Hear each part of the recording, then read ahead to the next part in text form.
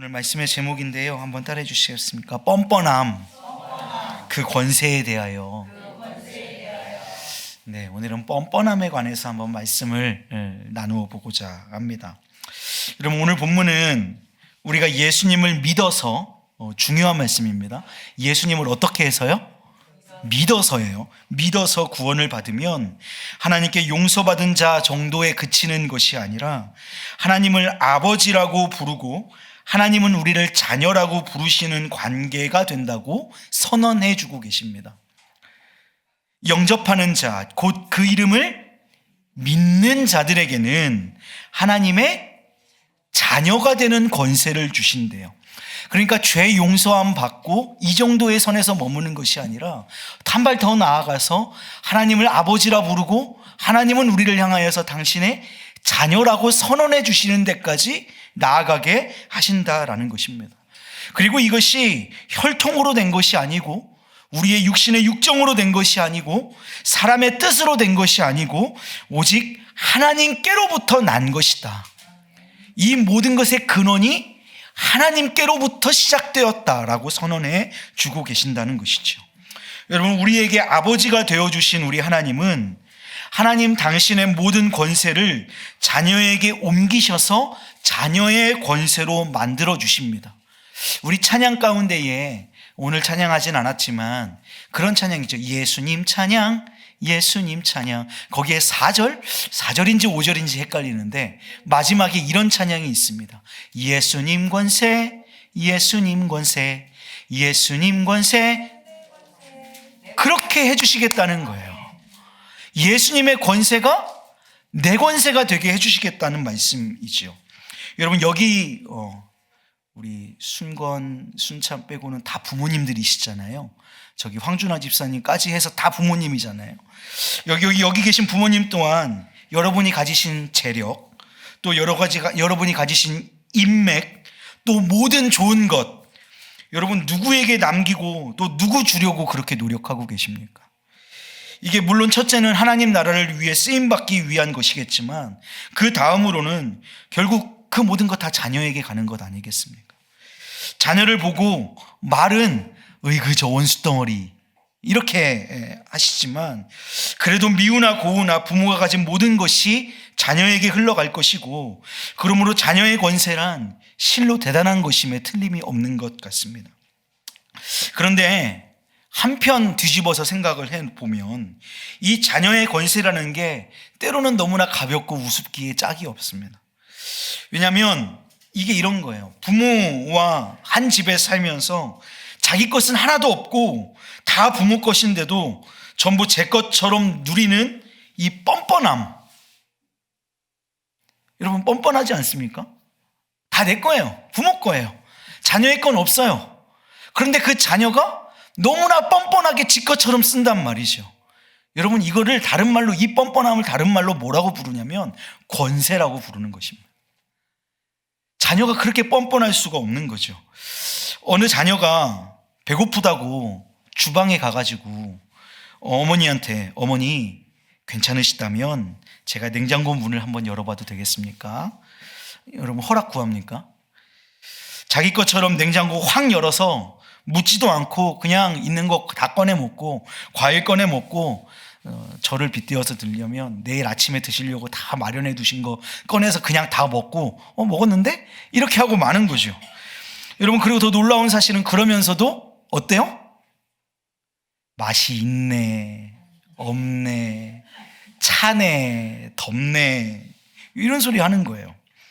여러분, 부모 돈으로 침대를 사줘도 어떤 자녀가 아버지 괜찮으시다면 제가 오늘 아버지께서 사주신 이 침대에 누워서 자도 되겠습니까? 라고 허락 받는다면 여러분, 그거 자녀 아닌 거예요. 그러면 자녀 아닌 겁니다.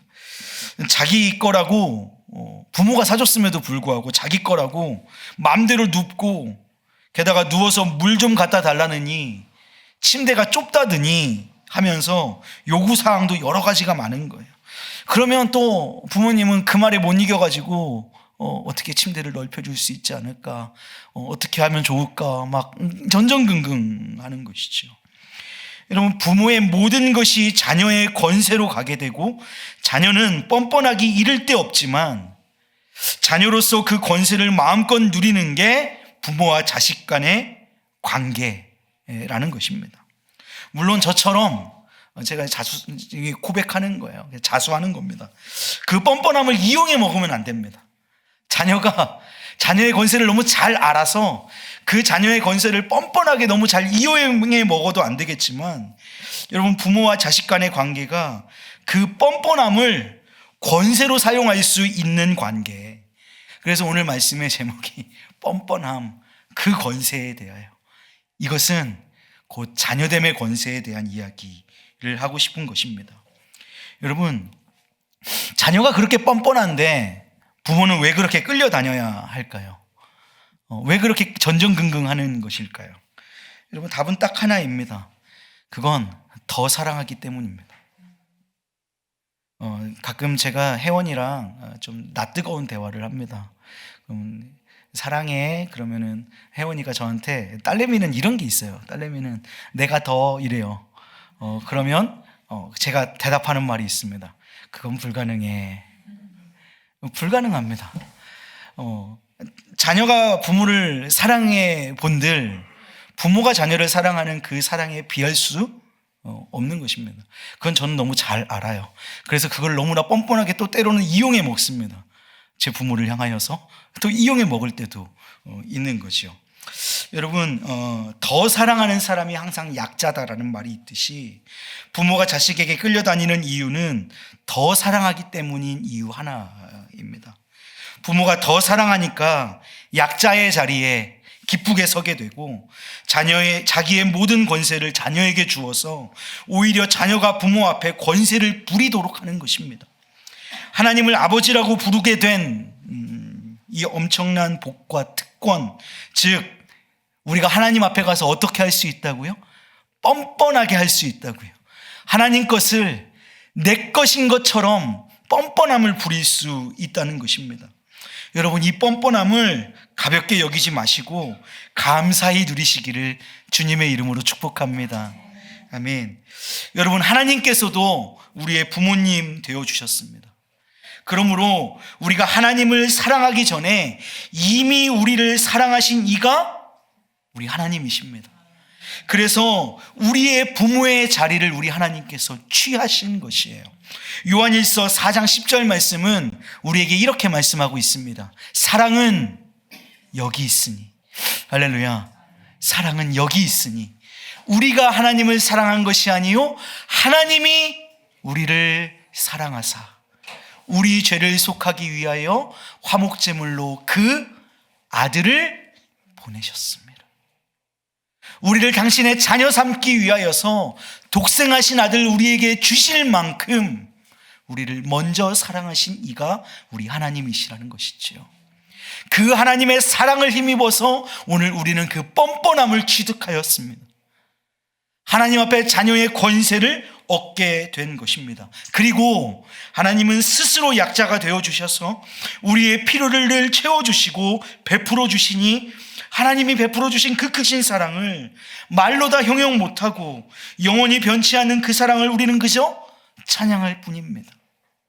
그 크신 하나님의 사랑, 말로 다 형용 못하네.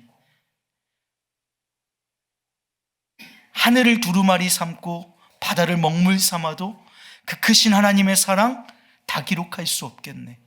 여러분, 이것이 우리에게 주어진 놀라운 사랑이라는 것이지요. 여러분, 우리 오늘 본문으로 한번 돌아가 볼까요? 영접하는 자, 곧 그 이름을 믿는 자들에게는 하나님의 자녀가 되는 권세를 주셨으니 뻔뻔하십시오. 뻔뻔하실 수 있는 자격을 부여받으셨습니다. 하나님의 권세가 오늘 우리의 권세가 되었습니다. 이는 혈통으로나 육정으로나 사람의 뜻으로 나지 아니하고 오직 하나님께로부터 난 자들, 하나님이 우리를 사랑해 주셔서 우리를 당신의 독생자의 핏값으로 사시고 산 그것 자유하게 하실 뿐만 아니라 당신을 아버지의 자리에, 우리를 자녀의 자리에 놓으심으로 말미암아 당신의 권세를 우리의 권세 만드신 그 놀라운 자리에 끝까지 오게 하신 하나님의 놀라운 사랑의 고백이라는 것이지요. 하나님을 영접하는 자, 곧 그 아들의 이름을 믿는 자들에게는 하나님의 자녀가 되는 권세를 주십니다. 여러분, 이건 그냥 당연한 게 아닙니다. 여러분, 우리가 신앙의 연조가 깊어지고 신앙생활을 계속 해나가다 보면 하나님의 자녀가 된다는 것의 의미가 어떠한 것인지 그것이 희석되기 시작하죠.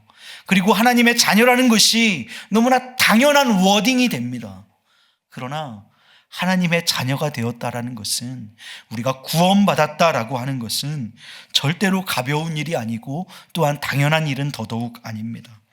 하나님이 택하셔서 나를 구별하시고 예정하셔서 복음 전하는 사람을 보내어서 그 복음을 듣게 하시고 그 들은 복음으로 말미암아 우리로 믿어지게 하신 것입니다. 그것이 내게 복음을 전해준 것이 부모이든지 형제이든지 친구이든지, 때로는 한 번 본 적 없는 지나가는 한 사람이라고 할지라도 그를 통하여서 우리는 믿음을 얻게 되었습니다. 그래서 구원도 선물이고 믿음도 선물입니다. 여러분, 우리가 하나님을 영접하고 예수님을 믿습니까? 라고 하는 질문에 아멘 여러분하고 대답하셨다면, 여러분 다른 복 안 받아도 여러분 가장 큰 복을 이미 받은 것인 줄로 믿습니다. 믿어지는 것만큼 큰 복이 없기 때문입니다. 여러분, 고린도전서 12장 3절은 우리에게 이렇게 말씀하고 있어요. 성령으로 아니하고는 누구든지 예수를 주시라 할 수 없느니라. 여러분, 우리가 예수를 주라 고백한다면, 내가 당신의 자녀라고 고백할 수 있다면 놀라운 복인 줄로 믿습니다. 성령이 우리 가운데에서 그렇게 고백하게 하시는 줄로 믿어요. 우리 지난주 오후 말씀 기억하시나요? 베드로가, 그물을 깃고 있는 베드로가 예수님을 선생님, 라비어 이렇게 부릅니다. 그런데 그가 예수님이 그 인생의 배에 타고 나시자 그가 예수님을 뭐라고 고백하신다고요? 주여라고 고백한단 말이에요. 성령이 그 안에 내주하게 계신 줄로 믿습니다. 여러분, 우리의 인생에 우리 예수님을 주라고 고백할 수 있는 건 우리 안에 성령이 계신다는 증거지요. 여러분, 그러므로 믿음은 거저 주어진 것이 아닙니다. 그러므로 믿음은 결코 가벼운 것이 아닙니다. 그러나 오늘 말씀하세요. 그 아들의 이름을 믿는 자들에게는 하나님의 자녀가 되는 권세를 주셨다. 우리가 얻은 하나님의 자녀의 권세, 우리가 얻은 그 뻔뻔함의 권세가 가볍지 않습니다. 무겁고 엄중한 것이지요. 여러분, 믿음은 믿고 싶다고 다 믿어지는 게 아니고 또 마음 먹는다고 믿어지는 것도 아닙니다. 아무리 믿고 싶어도 안 믿어지는 사람이 있고, 믿어진다는 것 자체가 엄청난 선택을 받은 것임을 반드시 기억하실 수 있기를 원합니다. 사랑하는 여러분, 이 놀라운 믿음의 복을 가진 것이 저와 여러분이신 줄로 믿어요. 예수님을 주라고 고백하시고 그 믿음으로 말미암아 하나님의 자녀된 권세를 가진 여러분, 뻔뻔함의 은혜를 오늘 이 저녁 자녀된 권세를 누려 가지실 수 있는 복된 우리 우왕중앙교회 믿음의 식구들, 특별히 이 저녁에 함께 모인 우리 기도의 식구들 모두 되시기를 주님의 이름으로 축복합니다.